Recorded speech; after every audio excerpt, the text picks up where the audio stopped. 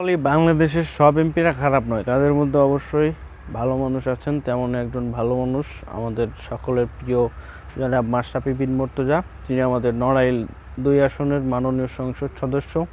তার উদ্দেশ্য করে আমার খালাতো ভাই সাজ্জাদ হোসেন বুলবুল তিনি একটি কবিতা রচনা করেছেন।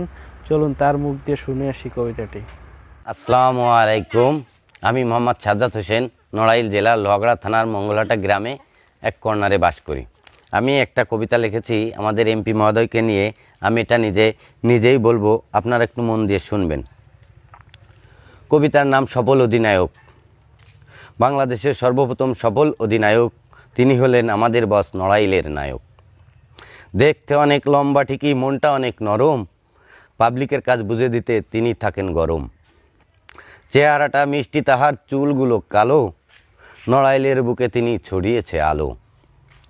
আমার দেখা তিনি হলেন সর্বপ্রথম ব্যক্তি, বাংলাদেশের কোটি লোক করেন তারে ভক্তি।